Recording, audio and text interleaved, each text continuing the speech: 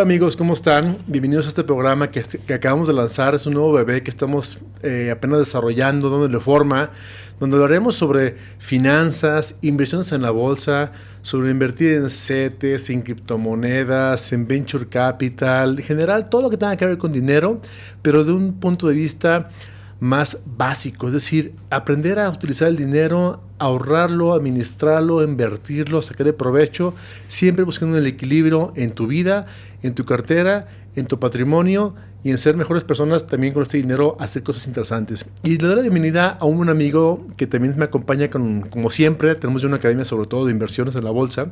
Él es Ricardo Zamora, es experto en finanzas, experto en bolsa de valores y con quien vamos a platicar el tema de hoy. Un tema padre que antes de lanzar el tema, Richard, me gustaría presentarte y dijeras, ¿quién eres, Richard? Sí, claro que sí. Alex, muchas gracias y con todo gusto participando aquí en este nuevo proyecto. Me llamo Ricardo Zamora. Yo estudié hace más de 10 años ya la carrera de finanzas. Estudié finanzas y me gustó desde entonces todo el tiempo todo lo que está relacionado a dinero, a bolsa de valores, al tema de inversión. Me llamó mucho la atención y desde entonces yo empecé a invertir. Entonces, actualmente me dedico al análisis financiero y por mi propia cuenta tengo también mi cartera de inversión. Entonces, empecé a invertir yo desde que estaba en la universidad terminando, pero poco a poco, conforme fue pasando el tiempo, fui desarrollando más herramientas, aprendiendo también más del tema para poder tener una mejor estrategia de inversión. Entonces, lo que al día de hoy me gusta mucho es, está bien, ya aprendí todo eso básico que se necesita para empezar a invertir. Vale la pena también compartirlo con los demás para que los demás puedan aprovechar esas herramientas también. Entonces, son herramientas que muchas veces, como todas las profesiones, los financieros les gusta hacerla complicada de inicio, les gusta utilizar términos a veces robustos, complejos, y el objetivo es poder empezar a hacer todo un poquito más manejable, más amigable para la gente que todos los días tenemos contacto con el dinero, que todos los días tenemos también la inquietud de empezar a invertir, no necesariamente desde montos muy amplios o grandes, o no necesariamente en los productos más complicados del mundo, pero poder empezar a animarnos y que valga la pena empezar a tener también rendimientos en nuestro capital. Fantástico.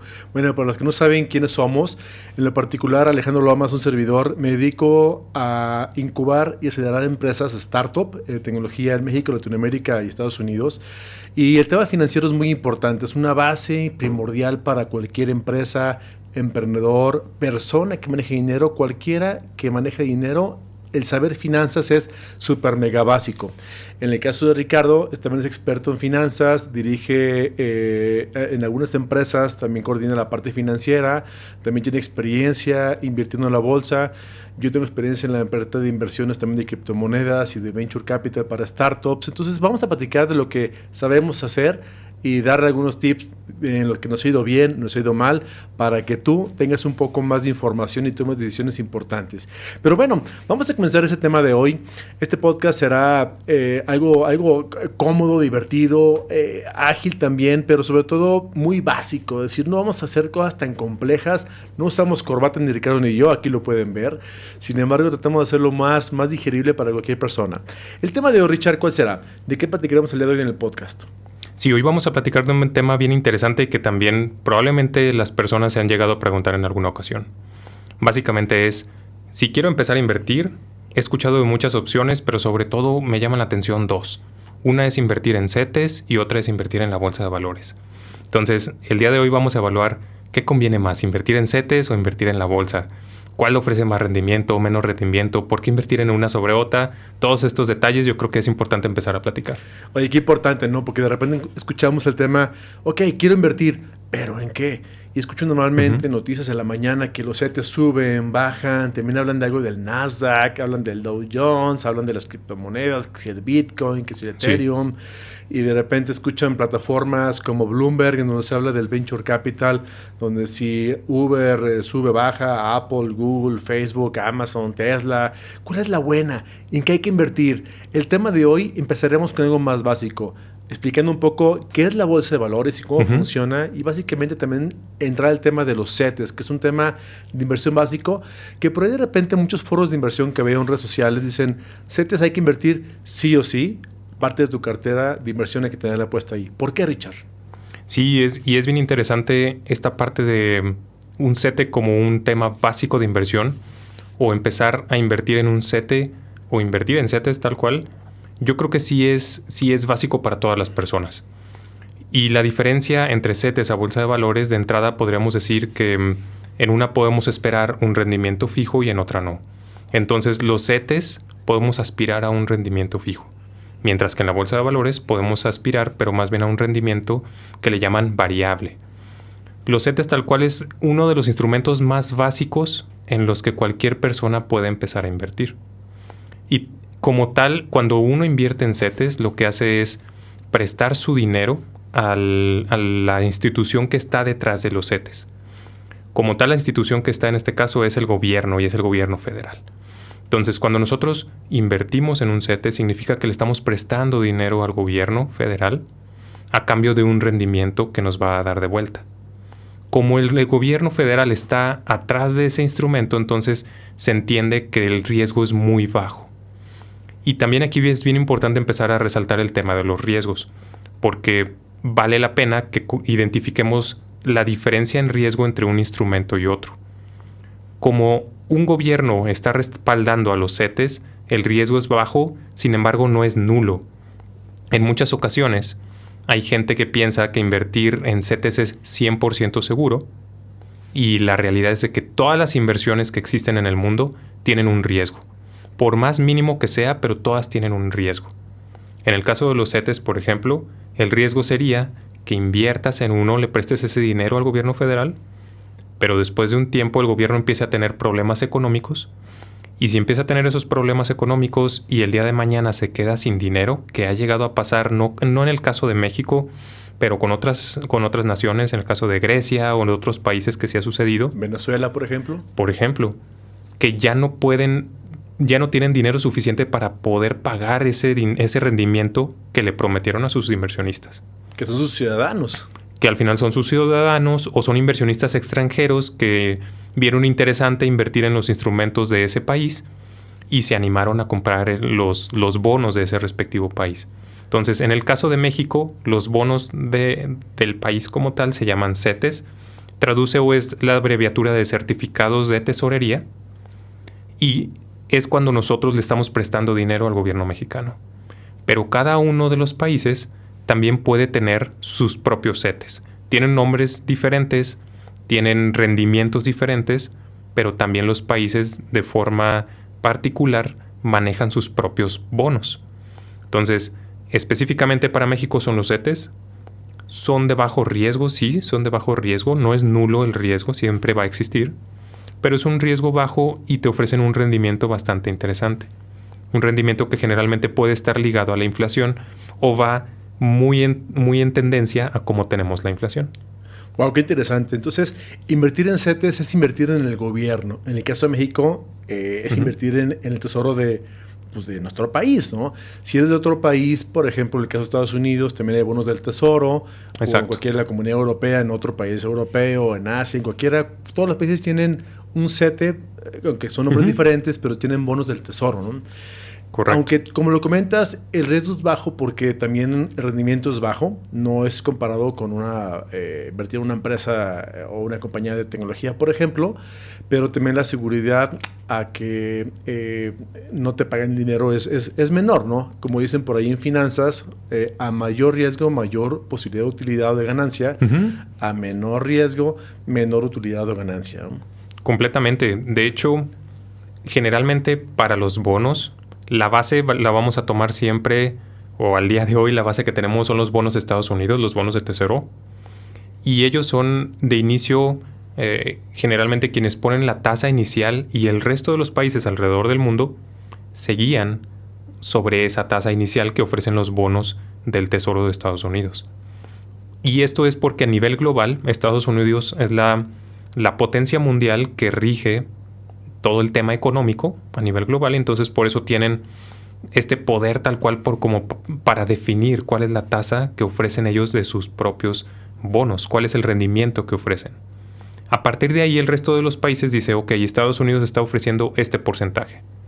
Como Estados Unidos es globalmente visto como una nación muy segura, entonces nosotros tenemos que ofrecer un rendimiento mayor a Estados Unidos para poder ser atractivos para los inversionistas.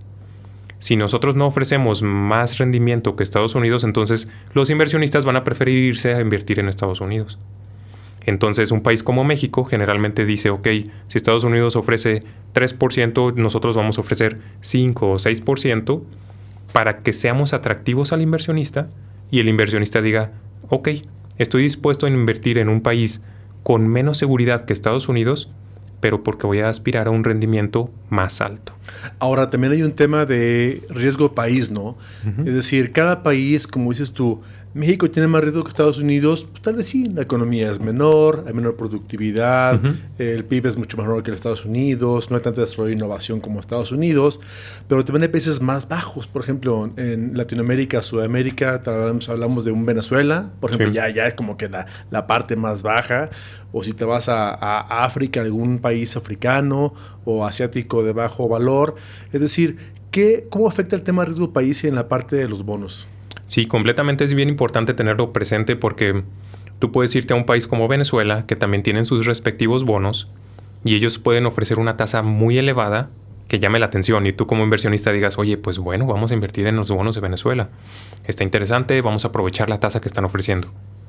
El detalle es que te van a ofrecer esa tasa, pero no sabemos si te lo van a pagar de vuelta cuando termine el plazo al que vas a invertir.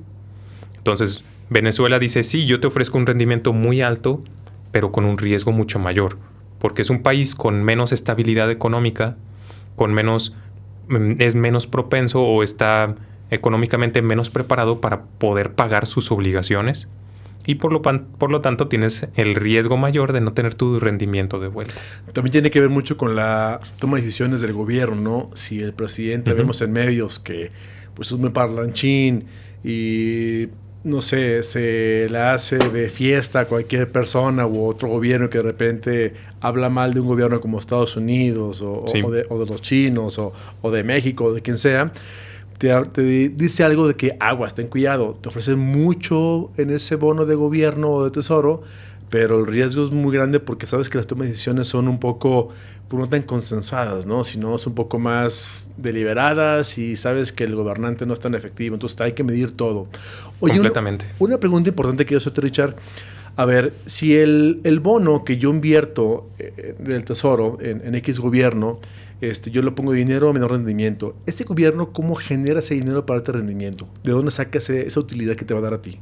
Sí, tal cual realmente muchas veces no lo pone a trabajar tal cual, sino que ofrece ese rendimiento del dinero que tiene el propio país. Pero aprovecha todo ese recurso dependiendo el tipo de bono con el que inviertas. Hay algunos bonos en particular que sí se pone a trabajar en alguna actividad en específico. Por ejemplo, en México están los bondes, que son bonos del desarrollo.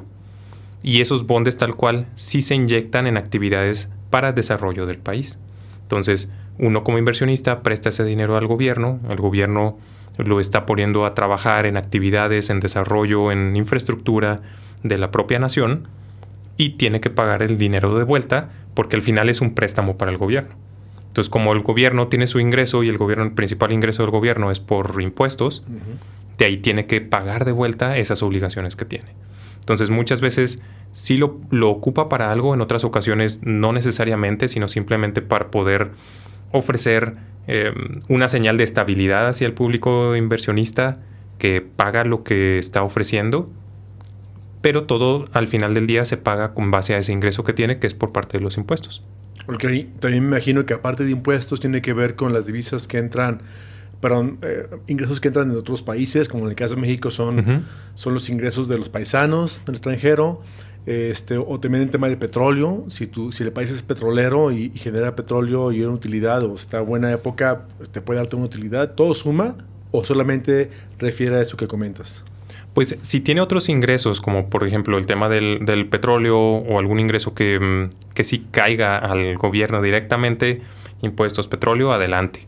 De ahí se puede hacer de ese recurso para poder pagar sus obligaciones.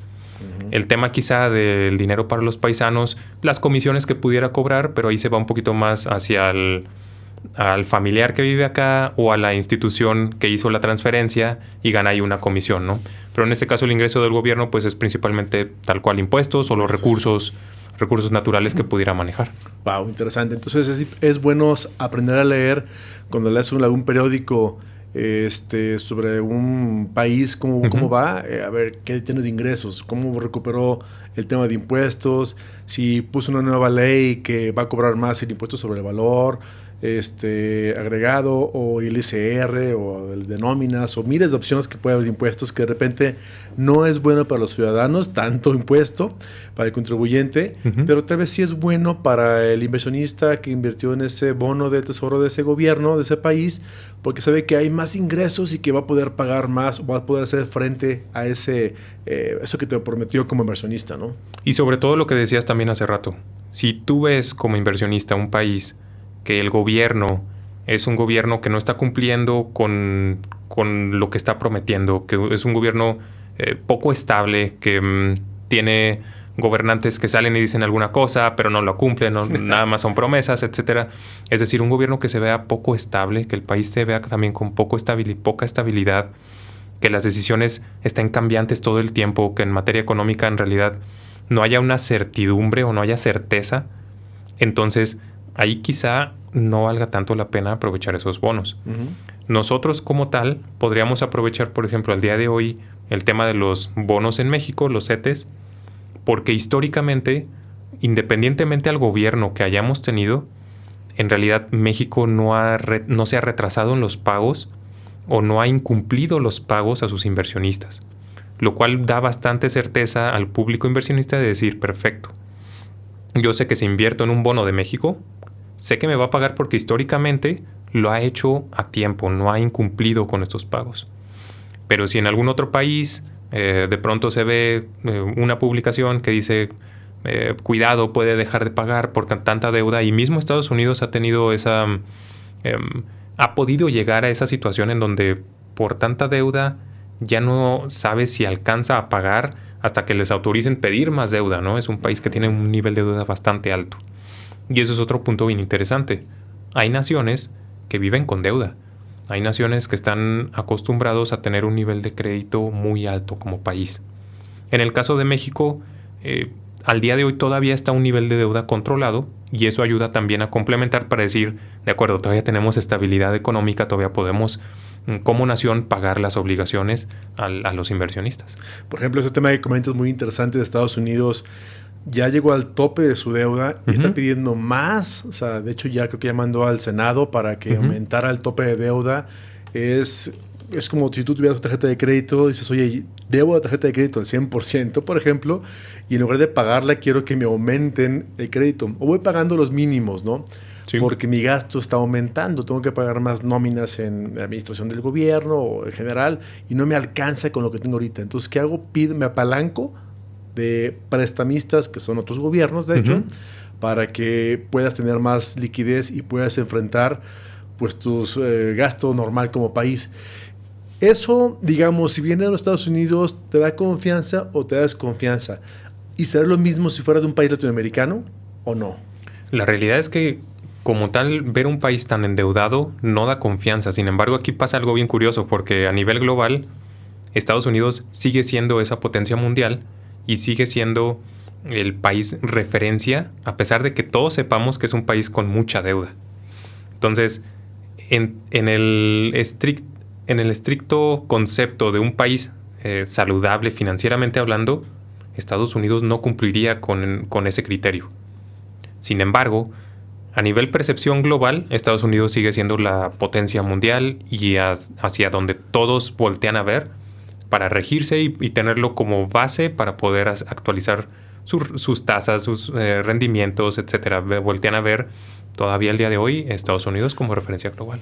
O sea que volvemos al tema de que las inversiones tienen que ser dos combinaciones perfectas de confianza y de especulación. Es decir, el que inviertes especula que te va a poder pagar y tú también especulas como inversionista de que te van a pagar. Pero depende de la confianza que te ejerza que imponga, de hecho, a veces ese lugar, ese inversionista, ya sea invertir en empresa, en una criptomoneda, en un tipo de moneda de país o en un país como tal. Uh-huh. Lo que importa más es la confianza que ejerza. Por eso la importancia de que un país salga a medios a decir que va bien, es bueno, o tal vez me supongo mucho que el tema de Estados Unidos es las guerras. Las guerras le convienen mucho a un país como Estados Unidos. ¿Por qué? Porque al ganar una guerra saben que tiene un gran poder militar y al ponerse tú por tú con otro país, no sé si es así con Rusia el tema, pero con otro país más pequeño ha pasado y cuando gana pues recupera toda esa, vamos a llamarla inversión. La forma en la que invierte un gobierno como Estados Unidos es a base de guerras. Le invierten esa cantidad de dinero a la guerra para recuperar ya sea petróleo o territorio o política exterior, no lo sé. Sí, en realidad ahí la estrategia de Estados Unidos pues sí va muy enfocada a poder aprovechar de ese dominio que tiene global, que ya lo ha tenido durante muchos años y que debe de mantener para poder continuar siendo el número uno, ¿no? El país de referencia. Sí. Y lo que comentabas también es bien interesante. Del tema de especulativo, siempre va a existir. Uno como inversionista, al final del día no tenemos una certidumbre. Nadie sabemos qué va a pasar en el futuro. Nadie tenemos ahí la bola de cristal para adivinar cuál es la mejor inversión del universo, cuál es la mejor opción. Lo que sí tenemos es poder hacernos de más información, poder escuchar este tipo de información, este tipo de podcast en donde empiezan a compartir más detalles, en dónde poder invertir, qué pasa si tú inviertes en un CETE, ¿no? Si sabías que cuando inviertes en un CETE estás prestando dinero al gobierno o si no lo sabías. Entonces aquí de entrada, y eso ya es bien importante, saber que tú estás prestándole dinero al gobierno, te conviertes como tal en un prestamista y esperas una tasa de vuelta, un rendimiento de vuelta. El país inicialmente que esté prestando ese dinero o que esté ofreciendo ese rendimiento también te va a decir cuál es la tasa que te ofrece. Y aquí regresamos otra vez al punto básico de un rendimiento o más bien una inversión en un instrumento que le llaman de renta fija. Tú conoces ese rendimiento que vas a recibir desde un principio. Si tú inviertes en un CETE, por ejemplo, tú vas a saber que las tasas, por ejemplo, ahorita andan alrededor del 11%. Y ese es un 11% anual y lo sabes desde el principio. Es decir, el gobierno, a través de su página o de sus medios oficiales, publica y dice, ahorita los CETES están ofreciendo este rendimiento. Esa tasa se va actualizando conforme va avanzando el tiempo en base a los temas, al entorno macroeconómico, temas de inflación, temas, como habíamos dicho, referencia de las tasas de otros países. Si Estados Unidos el día de mañana sube su tasa de referencia, muy probablemente el resto de los países también la vayan a subir. Si el día de mañana Estados Unidos empieza a disminuir su tasa de referencia, es muy probable que el resto de los países también vayan con esa misma tendencia y empiecen a ajustar sus tasas hacia abajo. Que aquí es lo que ha pasado, ¿no? Por ejemplo, recuerdo hace todavía un año abrir una cuenta en Estados Unidos no era tan fácil porque le sobraba el dinero, es decir, no te pagaban nada por ese capital. Hoy te pagan un poquito. Ya están cambiando su forma de incentivar a esos inversionistas. Sí, es bien curioso porque hace algún tiempo, hablando, si nos vamos 2 años para atrás, Estados Unidos tenía incluso tasas negativas, que parece raro, pero es cierto. ¿Cómo me van a dar bancaria, ¿no? Ajá, ¿cómo me van a dar un rendimiento negativo? Es decir, me van a quitar dinero. Y de pronto era esa seguridad tan grande percibida de países como Estados Unidos o algunas otras potencias también alrededor del mundo que se daban el lujo de ofrecer una tasa negativa. Entonces, ¿eso llegó a pasar? Sí, al día de hoy no. Al día de hoy ya ofrecen tasas un poco, ya por lo menos positivas, empiezan a subir. Y México como país que tiene, comparado con Estados Unidos, una referencia o una percepción de menos seguridad, tiene que incrementar también sus tasas para poder ser atractivo. Qué interesante. Oye, cuando escuchas, a ver, 2 preguntas. ¿Cómo mides ese interés que te van a pagar, ese rendimiento? ¿Qué significa la palabra TIE más X puntos? Como tal, la TIE es una tasa interbancaria de referencia y esa tasa se publica también cada cierto tiempo y adicional a esa tasa se le sube el porcentaje, ¿no?, de esos puntos. Como tal, nosotros casi no convivimos con ese tipo de cuando nosotros vamos a un préstamo o a un rendimiento, no es tan común tener tanto contacto con una TIE tal cual. Las TIE son más comunes para los bancos, cuando los mismos bancos piden a veces su préstamo del gobierno directamente, ¿no? Entonces nosotros como ciudadanos no es tan común que convivamos con una TIE, pero es importante que tengamos, sí, es una referencia inicial que ofrece también el Banco de México y adicional a ello le subimos un puntaje. Interesante. Entonces, cuando hablamos de TIEs, es un préstamo bancario que pedimos al banco, lógicamente, o que el banco le pide al gobierno, al Banco Central, al Banco de México. Pero entonces, ¿cómo medimos el rendimiento de un CETE? ¿Cuánto es lo que nos da al año, a la semana, al mes? Porque vemos siempre en medios que se paga a la semana, a 7 días, a 30 o X días, bueno, 28. ¿Qué cantidad? ¿Cómo se paga esto? Sí, el gobierno, el Banco de México específicamente, que es la institución en México que se encarga de actualizar las tasas de rendimiento o las tasas de referencia que al final del día sirven para poder definir estas tasas de rendimiento. El Banco de México es la institución oficial que cada cierto periodo sale y publica cuál es la tasa que va a ofrecer para el rendimiento de los CETES o los bonos en general. Y publica tasas para bonos porque tenemos bonos de varios plazos. Entonces tenemos CETES desde un mes, o que son conocidos más como CETES a 28 días. Tenemos CETES a 3 meses. Tenemos CETES a 6 meses, 1 año, 2 años. Y también tenemos algunos más largo plazo, pero ya no se le llaman CETES, se le llaman bonos. Entonces, tenemos CETES desde 1 mes, 3 meses, 6 meses, 1 año, 2 años.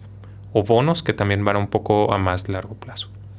Qué interesante. Me imagino que a mayor plazo, mayor es pues la ganancia que puedes tener, ¿no?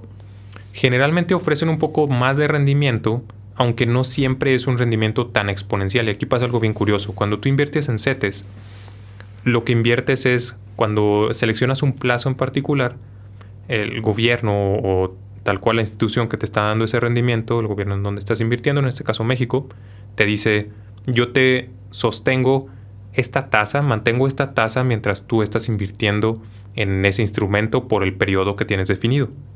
Por ejemplo, si son CETES a 28 días, yo te respeto la tasa que te estoy ofreciendo para esos CETES a 28 días durante todo ese plazo, esos 28 días, ese mes completo. No te voy a cambiar la tasa de rendimiento. Tú sabes que si inviertes 100 pesos, al final del mes vas a tener esos 100 pesos más el rendimiento, que va a ser 100 por la tasa de rendimiento y después dividirla entre 12, que es un rendimiento específico para 28 días o un mes. Entonces, el detalle es de que esta tasa no siempre es fija. Es decir, el día de mañana, Banco de México puede salir y publicar y decir, ahora la tasa de CETES es este otro porcentaje. Todas las inversiones que tú tengas anteriormente a ese anuncio se respetan con el porcentaje con el que tú habías invertido. Pero cuando termina esa inversión que tú hayas hecho, y si el Banco de México publica una nueva tasa, la nueva inversión que tú hagas va a tomar la última tasa que está publicada. Interesante. Entonces, cada vez que gobierno cambia la tasa, y tú haces una inversión después de esa publicación, tu inversión va a esa última tasa. La antigua se queda con la antigua, digamos, tu antigua inversión se queda con la antigua tasa que te había dado, ¿no? Entonces, es importante saber en qué momento inviertes para saber qué tasa aplicarle. Correcto. Y aquí entonces mi punto en el tema de los plazos es muchas veces cuando inviertes a 6 meses o 1 año completo, no es porque vayas a recibir un rendimiento muy alto, sino porque vas a tener ese rendimiento asegurado por todo ese plazo. Y si en ese plazo Banco de México sale y cambia su tasa, la baja, por ejemplo, de todos modos, tú vas a tener una tasa fija asegurada por todo 1 año, independientemente a lo que Banco de México diga, porque tú, antes de ese anuncio, contrataste ya un instrumento por todo ese año. Oye, ¿y desde qué cantidad puedes invertir un CETE, por ejemplo? Aquí está padre porque en México al día de hoy ya tenemos una herramienta muy útil que se llama, es una página web, se llama cetesdirecto.com. Y desde ahí puedes empezar a invertir con 100 pesos. Wow, Entonces, o sea, puedes invertir 100 pesos para aprender a invertir en CETES, ¿no? Sí. Y en internet no ocupas ir a un banco o hacer entrar a una casa de bolsa o un intermediario, no, ya no ocupas. O sea, puedes hacer tú directamente tarjeta de crédito o débito, transferencia bancaria Correcto. a esa plataforma de gobierno que es cetesdirecto.com. Correcto. Y hacerlo tú directamente. Oye, Richard, ¿qué le recomendarías a la gente que nos escucha o está viendo en el podcast para que inicie a invertir y por qué tiene que invertir y por qué en CETES? Sí, aquí vale muchísimo la pena empezar ya a invertir lo antes posible. Aprovechar la herramienta que son CETES porque es una herramienta digital. Como lo dijiste, no necesitas ir a alguna institución a abrir tu cuenta en CETES ni demás. Solamente en internet la puedes ir a abrir directamente. Como si abrieras una cuenta de correo electrónico, un Gmail, cualquier cuenta, y lo ligas a tu cuenta bancaria. Entonces ahí haces una transferencia, perfecto, con eso ya puedes empezar a invertir. Si tú tienes esos 100 pesos, yo te invitaría a que lo hagas, que empieces a tener también esa experiencia. En realidad 100 pesos no nos quitan mucho, pero te va a ayudar muchísimo a tener ya la experiencia de decir qué se siente empezar a invertir, qué se siente empezar a tener ya un rendimiento, por mucho o poco que se genere, pero ya poder empezar. Y aquí valdría también la pena resaltar que es importante empezar a invertir porque tenemos un fenómeno que le llaman, quizá lo hayan escuchado hablar, que se llama inflación. Y el tema de la inflación siempre debemos tenerlo bien presente. Tal cual la inflación es el alza generalizada de precios. Como tal es, el día de hoy los precios no son los mismos que el día de ayer o hace un año. Las cosas año con año aumentan de precio. Y aumentan de precio por tema de inflación. Oferta y demanda, las cosas empiezan a demandarse más y el precio empieza a aumentar. Y si tú tienes tu dinero estancado, si no lo tienes invertido, significa que está perdiendo valor frente a los costos de las cosas que están aumentando. Es decir, ese mismo dinero que tú tienes te va a servir para comprar menos el día de mañana.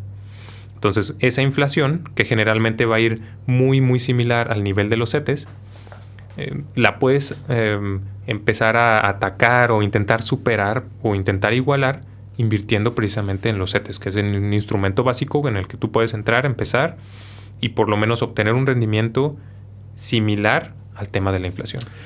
Entonces eso significa que si tienes dinero en el banco, estás perdiendo dinero.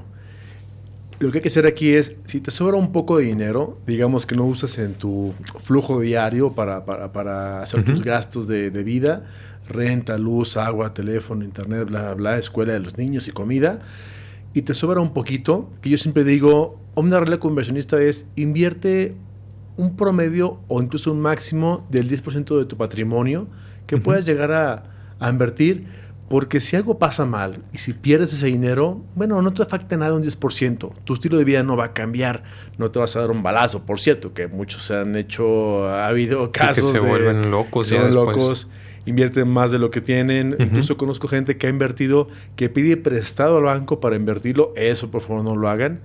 Invierte lo que tienes, no lo que no tienes. Correcto. Y esa cantidad, que esta es como para ti, depende del riesgo. Yo creo que hay dos formas. Evalúa tu calidad o tu nivel de riesgo que quieres tener como inversionista, sea muy bajo tu riesgo, mediano o alto riesgo. Lógicamente CETES lo que te ofrece es un riesgo muy bajo, y tener una cantidad de la que estés cómodo, que digas, realmente no lo voy a utilizar, no ocupo pagar la renta con este dinero, ni la luz, ni la escuela de los niños, sino es que me está sobrando un poquito y me puedo dar el lujo de invertirla, para que, primer paso, como dice Ricardo, sobrepases el nivel de inflación que tiene tu país, y segunda, que tengas un rendimiento, tal vez pequeño, pero ya hay un rendimiento comparado con que pierdas dinero en la cuenta bancaria. Correcto, completamente. Y ahorita que estabas platicando del tema de la especulación, o hay gente que de pronto se va a instrumentos más riesgosos o más robustos y también que incluso pueden pedir prestado para empezar a invertir y demás, puede ser bien interesante empezar a tocar el segundo tema, que es, bueno, ya conocemos CETES, ¿valdría la pena invertir en CETES frente a invertir en la bolsa de valores, o quizá vale más la pena invertir en bolsa de valores? Oye, interesante. Platícame, ¿qué es la bolsa de valores y cómo puedes invertir ahí? ¿Es más negocio menos negocio que los CETES? Sí, como tal, la bolsa de valores es un lugar, ya sea físico o virtual, en donde van las empresas a buscar dinero. Y van las empresas a buscar, sobre todo, inversionistas que tengan ese dinero para que los inversionistas den ese capital y las empresas puedan utilizarlo para alguna actividad de crecimiento del propio negocio, o a veces las empresas también tienen ciertas obligaciones que necesitan pagar. Aquí la diferencia, y es bien interesante, es que los inversionistas invierten como tal su capital, pero se vuelven socios de la empresa. No le prestan dinero, sino que se vuelven socios. Entonces, aquí ya tenemos una diferencia bien interesante frente a los CETES. En los CETES nosotros prestábamos dinero. En la bolsa de valores, nosotros como inversionistas invertimos una cantidad para volvernos socios. Que es algo bien importante diferenciar entre uno y otro, porque no es lo mismo ser un socio a ser un prestamista. Exacto. Y aquí, bueno, cuando hablamos de sociedad en las empresas, hay dos tipos de sociedades. La sociedad bursátil y la sociedad realmente ya de equity en la empresa, ¿no? Normalmente, cuando inviertes en la bolsa, es una sociedad que ya es un intermediario bursátil, que es la casa que hace que inviertas ese capital en esa empresa. Uh-huh. Pero tú puedes comprar acciones y vender acciones cuantas veces quieras. Correcto, completamente. Y salir al día siguiente incluso. Uh-huh. Puedes ganar rendimiento en un día a veces, o puedes incluso perder dinero porque invertiste en una valuación de la empresa a X cantidad, y si el día siguiente baja el valor de la acción de esa empresa, puedes haber perdido dinero si vendes. Por eso el negocio está en comprar y vender acciones, pero hay que tener un tema de plazo. Y aquí la gente que hace eso de cortoplacista en la bolsa de valores no es el negocio. O sea, no puedes comprar hoy, vender mañana. Hay que esperar un tiempo límite, Richard, para hacer esto y que sea negocio. Sí, aquí lo interesante es de que en el mercado de valores o en la bolsa de valores como tal, sucede algo que le llaman, tienes tu acceso a los precios de las acciones prácticamente todos los días. Que a diferencia de otras inversiones, si tú, por ejemplo, piensas en una inversión inmobiliaria, tú no ves todos los días cuánto vale tu casa. Tú no ves todos los días cuánto vale un edificio.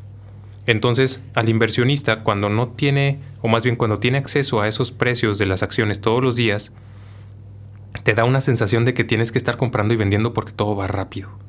Y dices, híjole, no, es que ya empezó a subir, ya venderé, o ya empezó a bajar, híjole, ya venderé entonces, o voy a comprar ahorita. Y puede generar una parte de tensión como inversionista, de decir, ¿y es el momento adecuado o no lo es?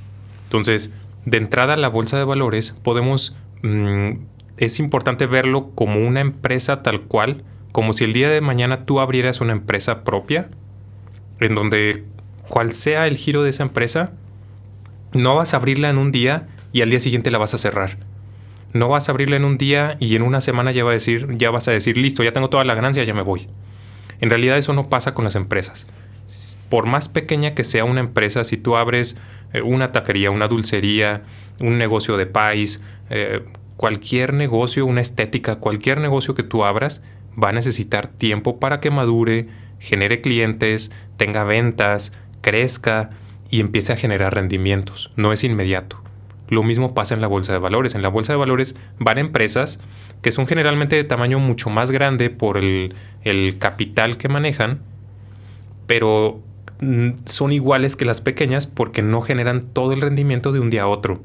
Necesitan también tiempo para que en sus operaciones generen una ganancia, una venta, y después puedan ofrecer un rendimiento a sus inversionistas. Entonces, como tal, las empresas generan ganancias de sus ventas. Después de todos sus gastos tienen utilidades, y esas utilidades las pueden repartir entre sus inversionistas. Cuando tú como inversionista ves que tienes una empresa buena, que estás invirtiendo en una empresa interesante, con una acción buena, que tiene buenos resultados, entonces más inversionistas se interesan por esa empresa también. Cuando más inversionistas empiezan a interesar en esa empresa, entonces están dispuestos a pagar más por esa acción.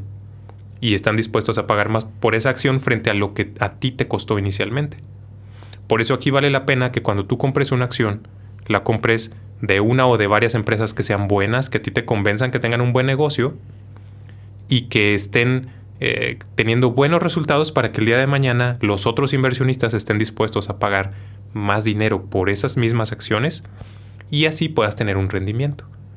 Entonces, no es de estar entrando y saliendo o estar comprando y vendiendo en un día, en una semana y ya. Así no se hacen los negocios. En la realidad, nunca vas a ver tú un negocio en una calle que abrió un día y al día siguiente ya cerró porque dijo ya tengo todo el rendimiento que quería. No, eso no pasa. En la bolsa de valores debe ser igual. La única diferencia es que como vemos los precios todos los días, nos da la sensación de urgencia de tener que estar haciendo compras y ventas rápido. Así es, al final hablamos igual de oferta y demanda.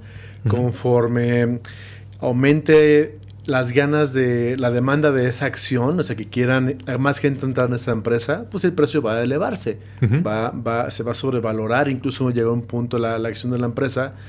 Y si te tocó la oportunidad de entrar en una valoración baja y por suerte sube en X tiempo esa acción, puedes vender y ganas un rendimiento. Correcto. Pero también pasa la inversa. Si entras en una valoración X, puede ser mediana o alta, y algo pasa en la empresa los siguientes 6 meses o 2 años y cae y vendes ese momento, pues transformas tu dinero en menos cantidad. Perdiste. Por eso el tema, si vas a invertir en la bolsa, debes ser paciente. Y igual que hablamos de los ETCs, también vender confianza. Tienes que buscar empresas que generen confianza, que veas que en los medios pues hablan bien, traen buena idea, los reportes financieros también son positivos. Incluso aquí la importancia, Richard, de leer reportes financieros. Sí. No solamente es entrar y comprar porque me gusta Facebook y porque yo soy experto en Community Manager y lo voy a invertir en Facebook. No. Invierte porque sus números son buenos, no porque te gusta navegar en redes sociales o porque te gusta ver Google o YouTube, sino porque la empresa es financieramente rentable. ¿Cómo funciona el tema de finanzas en las bolsas de valores? Sí, aquí es interesante porque tú puedes identificar una empresa por la utilidad que genera, por cuánto vende, por en dónde está plantada. Si tú ves los ejemplos más comunes, ¿no? Ves una Coca-Cola, en dónde está Coca-Cola y está en todos lados y dices, ok, la Coca-Cola la puedes comprar en cualquier tienda. Es una empresa que está distribuida por todos lados. Es una empresa interesante y dices, ok, sus productos lo pueden comprar millones de personas porque está presente en millones de lugares. Entonces, de ahí entrada puedes decir, puede ser una buena idea inicial de inversión. Tu siguiente paso sería investigar más a fondo esa empresa. ¿Qué tantas utilidades genera? ¿Si crece o no crece? O igual y ya está tan en todo el mundo que ya no tiene más espacio para crecer.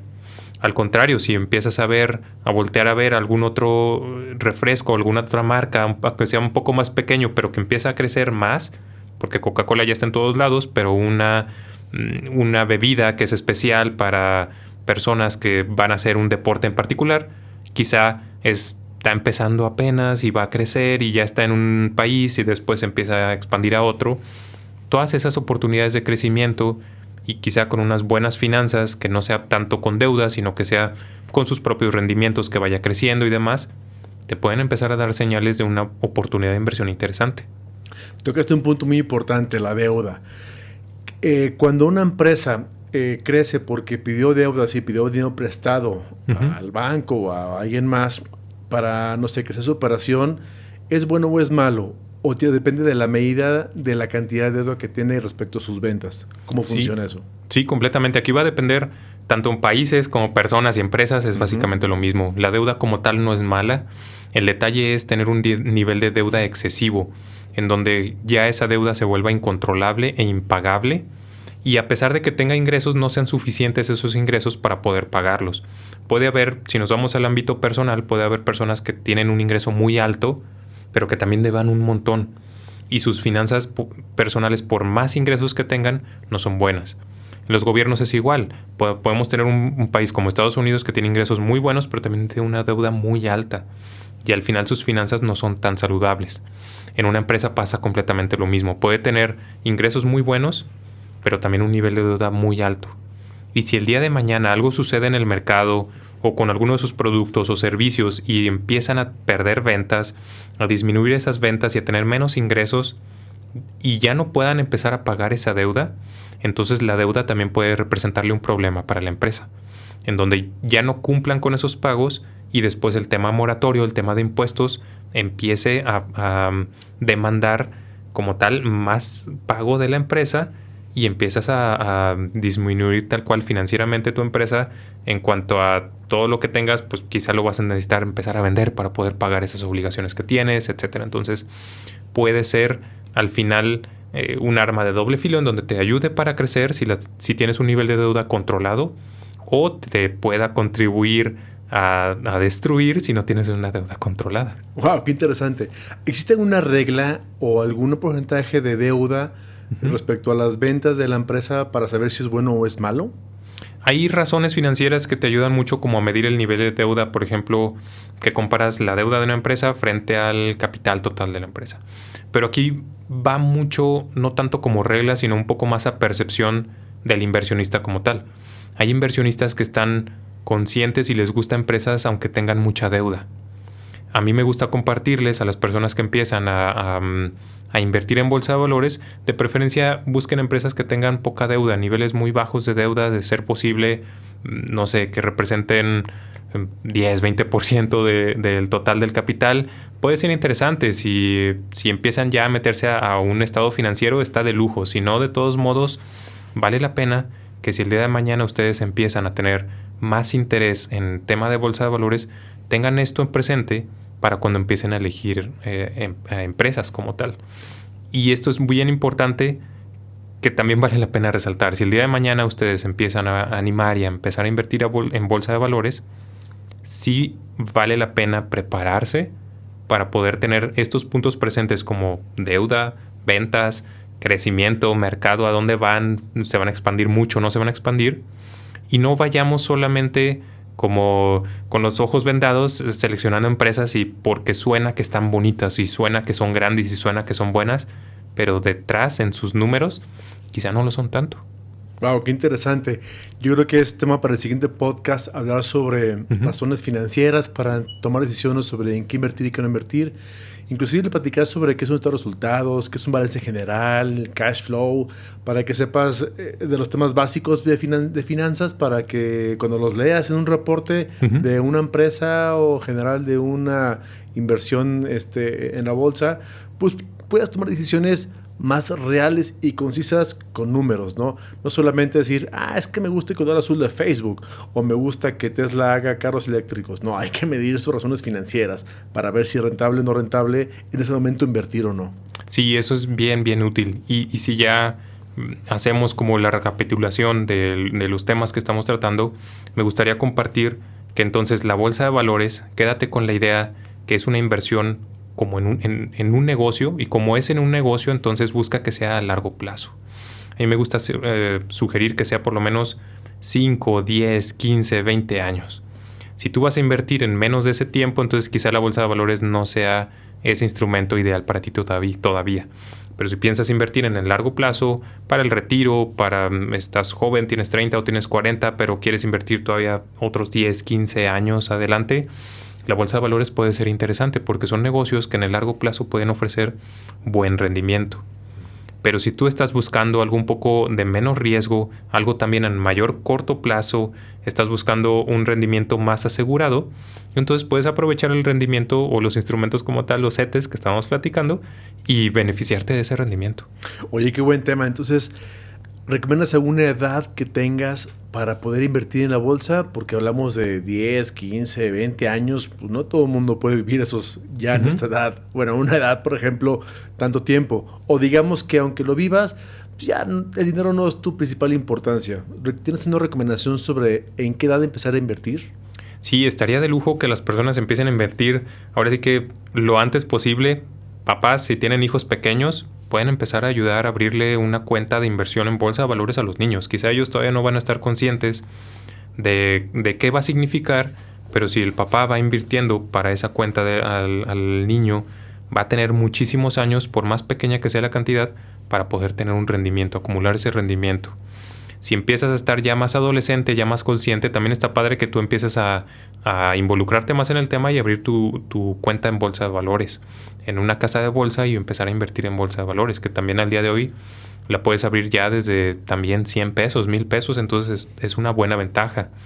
Y si tú estás estudiando la universidad, estás ya en los 20, 30, por favor, anímate ya para que aproveches el tiempo que tienes por delante. Si ya estás entre los 30, 40, entonces yo te diría, ya no dejes pasar más tiempo porque se te empieza a cortar el plazo para poder tener ese rendimiento. Interesante. Sí, si ya estás más de 50 años, quizá hay que aprovechar lo más posible o lo antes posible para que tengas por lo menos unos 10 o 15 años de rendimientos interesantes en la bolsa. Wow, qué buen tema tocaste ahorita, Richard. Ahora, vimos el tema del tiempo.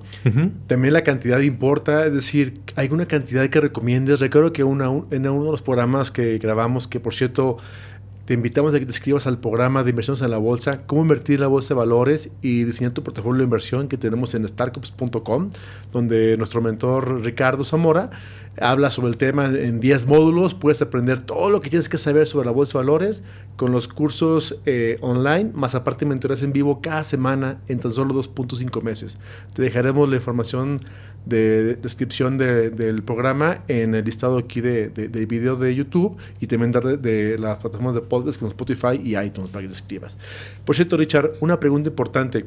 Vimos el tema del tiempo. En cantidad, ¿hay una cantidad que debes de invertir? A mí me gusta sugerir que por lo menos el 10% del ingreso de las personas lo destinen a una inversión. Y ese 10% no necesariamente tiene que ser todo a bolsa de valores, pero puedes empezar a repartirlo, un porcentaje en bolsa de valores, otro porcentaje en unos CETES. Va dependiendo mucho de esa razón por la que quieres empezar a invertir. Si quieres invertir más a largo plazo en bolsa de valores, un 10% yo creo que está bastante bien. Un 10% de tu patrimonio. Un 10% de tu patrimonio o de tu ingreso periódico. Entonces, si tú ganas unos 10,000 pesos al mes, está perfecto que empieces con unos 1,000 pesos. Y de hecho también está padre que puedas empezar como a mentalizarte a decir, este 10% voy a empezar a invertirlo desde que tengo el ingreso y no dejarlo al revés de decir, tengo un ingreso, gasto todo y después dedico algo en inversión, ¿no? Si empiezas a cambiar ahí un poquito esa parte, puede ser bien interesante obligarte a invertir primero ese 10%. Y si te falta ahí algún ingreso, entonces obligarte a buscar más ingreso, ¿no? De algún otro lado estaría genial. Si puedes empezar a hacer eso, muy, muy recomendable. Importante, ser inversionista significa tener un mindset o una forma de pensar de inversionista. Es decir, que una parte de tu ingreso que tengas al mes o al año o tu patrimonio lo inviertas. Un número interesante es el 10%. Creo que ese número, como digo, si llegas a perder por alguna razón, pues no te va a pasar nada. Al contrario, tienes más probabilidades de que te vaya bien con ese 10%, convertirlo en 10 o 20 o 30 veces más y de algo que no tuviste que hacer nada más que haber invertido dinero.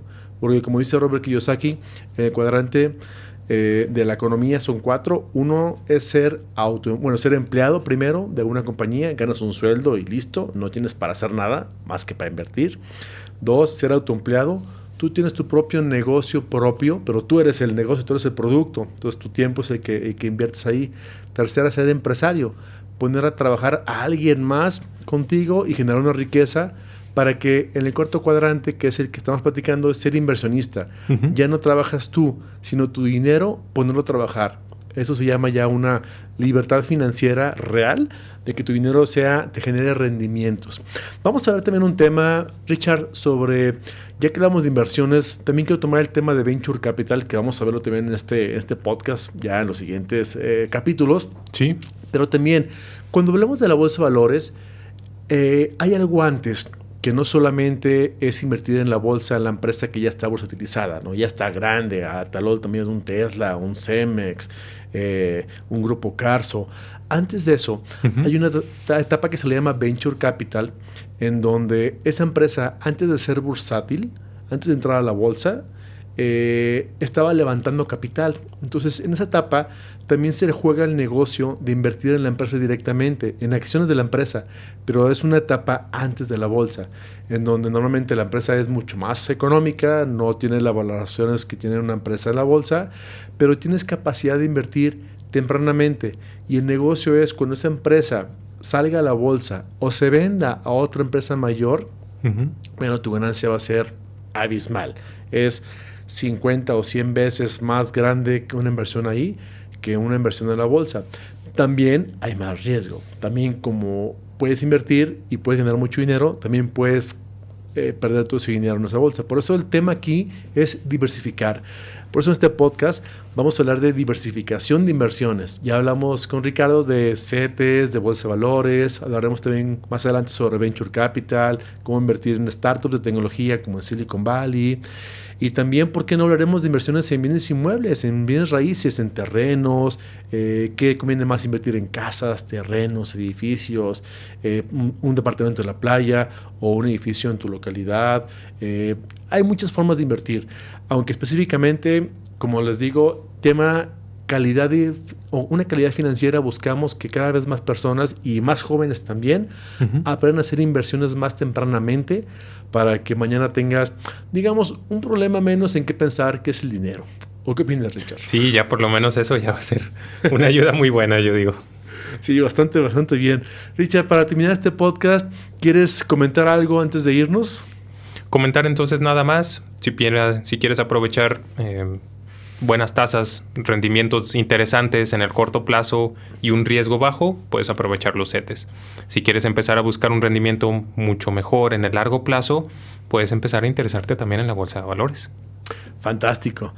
Bueno, amigos, pues hasta aquí es todo el tema del día de hoy. Hablamos de CETES, bolsa de valores, un poquito de Venture Capital, pero te invitamos a que te inscribas a nuestro canal, también te suscribas a nuestras redes sociales para que estés atento de los comentarios que haremos cada semana. Lanzaremos un nuevo episodio, tomaremos un tema específico cada semana para que aumente tu nivel de la intelectualidad en temas financieros y de inversiones.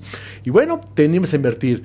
También más adelante esperamos que te unas al programa de capacitación de cómo invertir en la bolsa de valores y diseñar tu portafolio de inversión para que juntos hagamos esas inversiones y que cada vez haya más gente que tenga que trabajar menos y que el que trabaje sea su dinero. Richard, muchas gracias por tu tiempo, como siempre. Al contrario, igualmente a ti, Alex. Muchas gracias. Gracias. Pues amigos, nos despedimos y nos vemos la siguiente semana en este podcast. Gracias por su tiempo y siguen invirtiendo. Hasta luego. Hasta luego. Gracias.